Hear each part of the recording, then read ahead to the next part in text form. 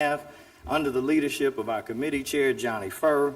And I would like to ask all of the members of the Urban League that are in the room tonight and the members of the Whitney Young Society to please stand so that we can give you a round of applause and thank you for being a part of the Urban League movement.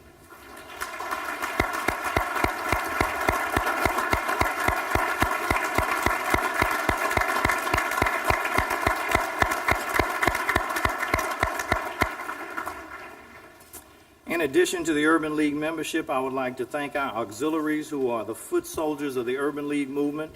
From the New Lights to the Federation of Block Units, the Urban League has an auxiliary for each stage of life development. The New Lights, under the direction of Lauren Brown, are for teens aged 14 to 18. The Urban League Young Professionals, under the leadership of Kenya Leonard, are for young civic-minded adults aged 21 to 40.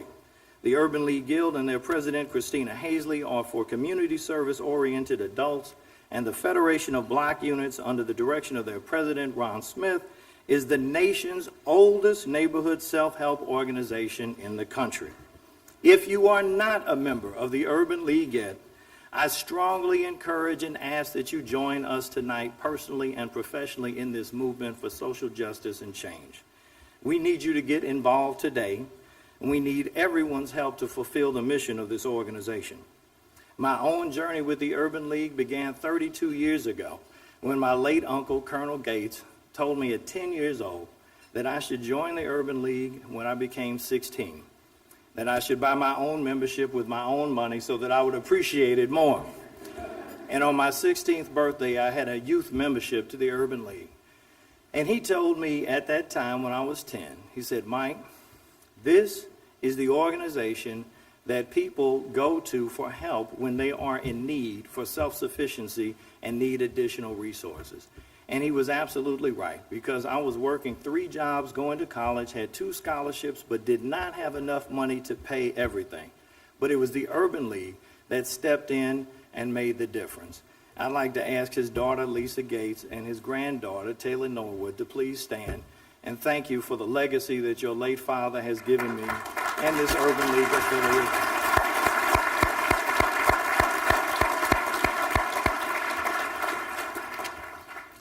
As we celebrate the League's 96th birthday, we are already plotting a path towards its centennial anniversary. Longevity has afforded us the opportunity to establish an unparalleled legacy of community involvement, investment, and positive change in the region. And yet the challenges of our times are demanding still more from us as an institution, a regional leader and champion of social justice and economic opportunity for the African American community. To help us meet the demands of the 21st century, we have developed a strategic plan to clarify our vision for change and reaffirm our core values and operating principles. We are proud to have partnered with Vector Communications to put this vision together that encompasses all of the various aspects of the Urban League. I would like to ask Rebecca Bennett, Jessica Perkins, and Lorna Godwin to please stand and be acknowledged, as they have worked with us to put this comprehensive plan together for the Urban League.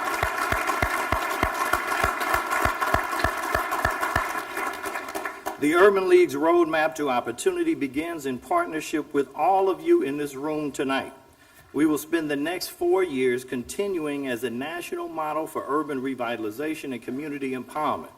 It is our vision that the Urban League of Metropolitan St. Louis will serve 100,000 individuals by the time that we turn 100. Our social service programs will help our clients train for work, get jobs, and build careers that provide living wages and advance upward mobility. Provide our clients access to quality education for themselves and their children from preschool to college. Help our clients build wealth through financial literacy as bank account holders, home buyers, and business owners. Increase healthcare accessibility for our clients that improve their well-being and the public's health, and help our clients to live in safe, vibrant, and affordable neighborhoods. We also plan to have more focus on our youth and our senior programs, and significantly increase our presence in Illinois, in East St. Louis and St. Clair County through more collaborations. But to accomplish this grand vision, We're developing an ambitious community empowerment agenda that invites everyone in our region to support increased equality, opportunity, and shared prosperity. I encourage each and every one of you to get involved in sharing this mission with us. George Washington Carver, a renowned African-American scientist, once said, "When there is no vision, there is no hope." And tonight I have presented to you the goals and ideals of the Urban League's vision. This year, the city of St. Louis turns 250 years old.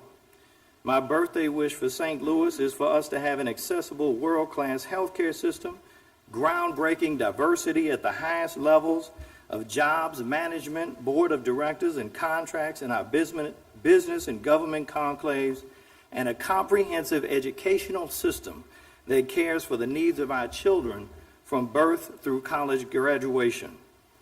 As we embark upon these lofty goals, I encourage each of you to get involved today. For it was a wise man named Hillel the Elder who once said, "If not us, who? And if not now, when?" Now is the time to make the St. Louis region what we were meant to be. Now is the time to live up to our full potential and be a national model for inclusion and diversity where everyone has a seat at the table of economic opportunity.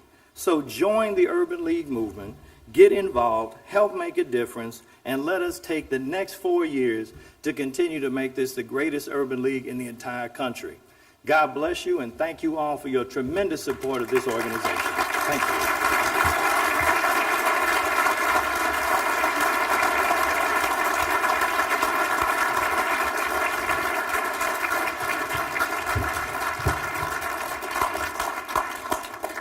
Thank you, Michael. We are extremely pleased with your leadership over the past 7 months that you have provided us, and we look forward to hearing the exciting plans you have as we head toward our 100th anniversary of the Urban League of Metropolitan St. Louis. Thank you. It is my pleasure now to present to you Mr. Thomas R. Voss, Chairman of the Board, President, and Chief Executive Officer, Ameren Corporation, for a special presentation.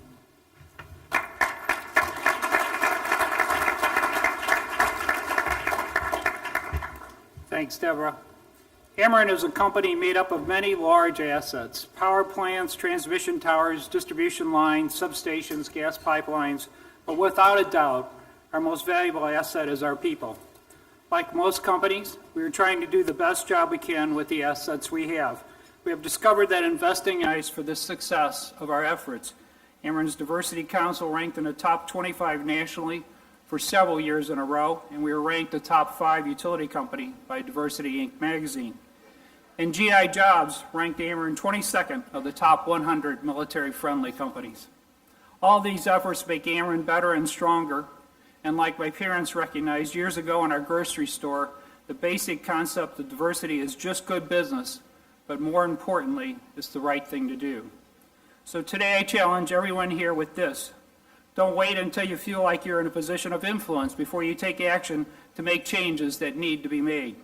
You can be a champion for change wherever you are in life and whenever you see that people aren't treated with the respect that everyone deserves. Don't underestimate the influence you have. Take action. It's the right thing to do. And now I would like to present a check from Ameren to the Urban League for $95,000.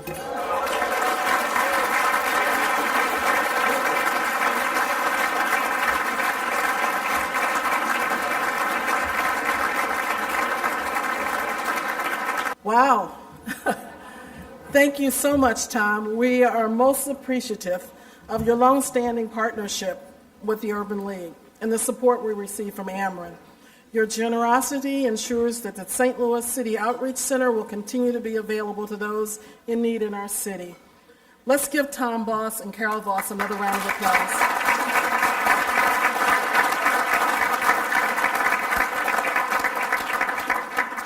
And now, Ms. Emily Pitts, Principal, Inclusion and Diversity at Edward Jones, Chair of the 96th Annual Dinner Meeting, and member Urban League Board of Directors, will present the Award of Merits. Emily.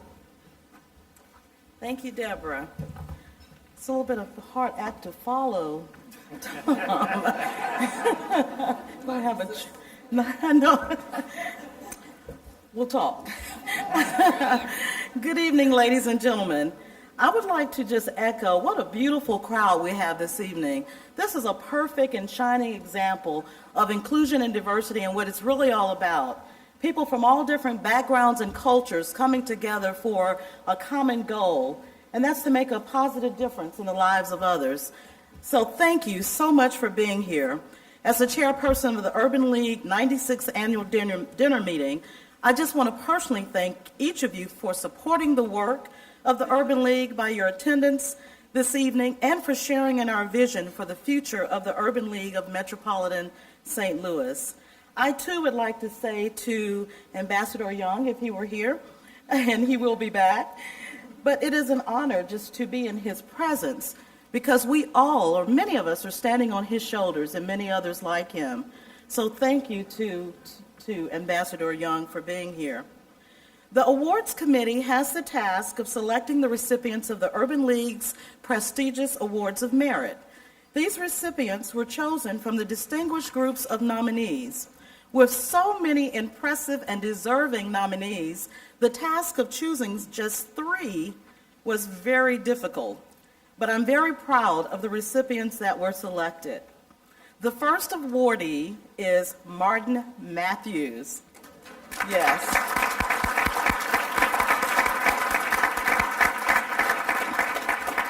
Since 1960, Martin Matthews has dedicated his life to community service.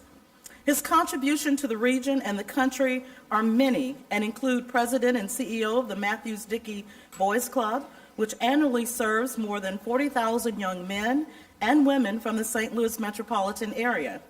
A sportsman and humanitarian, Matthews influenced the National League Baseball Commissioner Leonard Coleman to establish a national day in honor of Matthews' childhood hero, Jackie Robinson.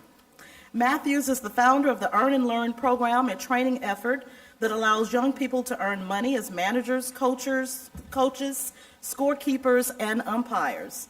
In 1982, the club was declared a model for the country by President Ronald Reagan. Its successful programs were recognized by the NBC Today Show in the summer of 1994. Martin Matthews also received an honorary doctorate from Webster University. A champion for youth, Matthews has forged relationships with business and community leaders and developed innovative programs for thousands of young people. He recently announced his retirement, and the St. Louis community will surely miss him.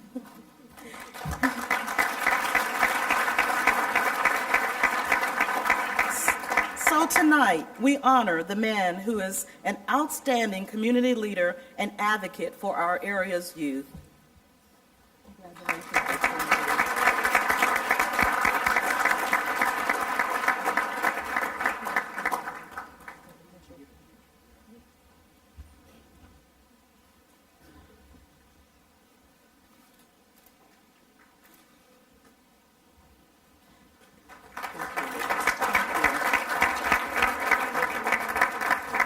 Congratulations again, Mr. Matthews, and best wishes on your retirement.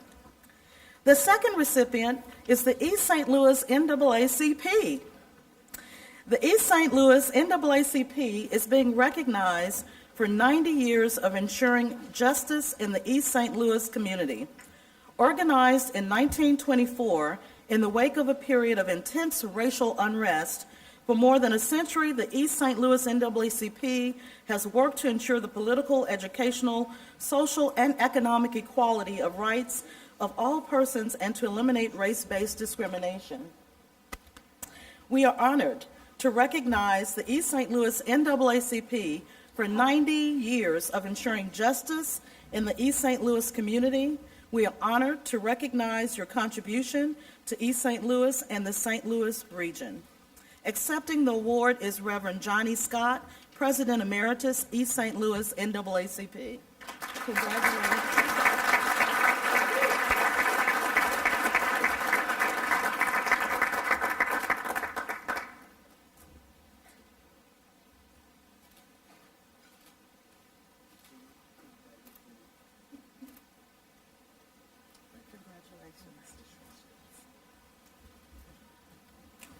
Congratulations.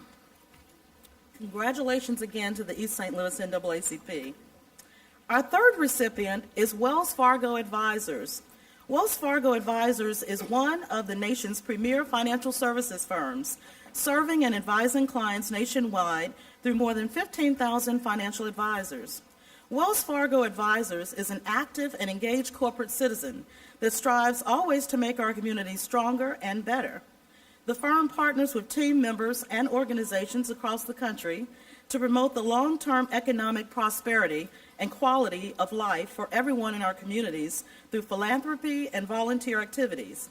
Wells Fargo Advisors has more than 5,000 team members in the St. Louis area and the community and is engaged in a groundbreaking partnership with the St. Louis Public Schools to help enrich the educational experience for students at 3 partner schools. Wells Fargo Advisors is also one of the area's largest United Way donors. In 2013, Wells Fargo Advisors team members volunteered nearly 250,000 hours in their communities across the country and over 39,000 in the St. Louis area alone. Accepting the award is Vanessa Cooksey, Senior Vice President of Community Affairs at Wells Fargo Advisors. And she's my friend, so I told her I wouldn't tell any friendly, competitive jokes tonight. So, congratulations.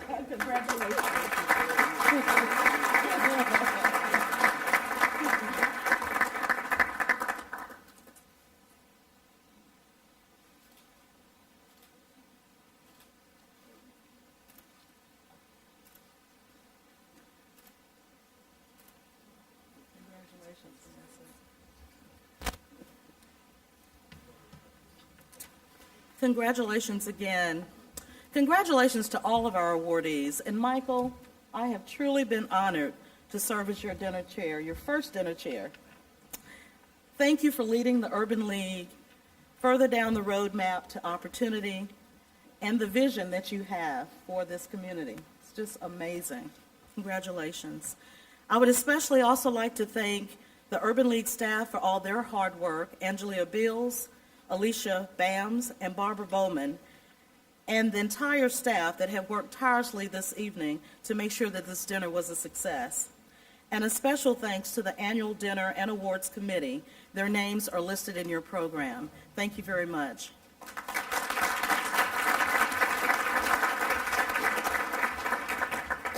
Thank you so much, Emily, for your hard work and leadership as we award all these wonderful people in our community. Please give them all another round of applause.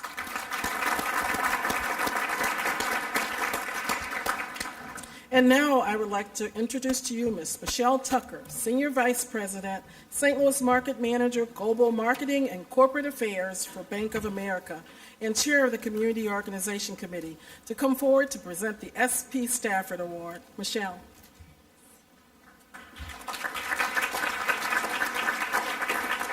Thank you, Deborah. Good evening. Good evening. The SP Stafford Award is presented to an area council, block unit, or an individual member of the Federation of Block Units who exemplify the work of the late John T. Clark and Mrs. S.P. Stafford. This year's award presentation is presented to As you know, we honor people all across the country with their accomplishments. We have a project called the International Civil Rights Walk of Fame, where we take the shoes of real people who've made a real difference in our world. We made a footprint of those shoes, made it, melded in concrete, bordered it in bronze, and created a sidewalk, which is a permanent tribute. The winds will come and blow away the debris. The rains will come and wash away the dirt. But the names of these people and their footprints will be there in Atlanta forever. And one of the persons who now is in that Walk of Fame is your own Miss Frankie Freeman.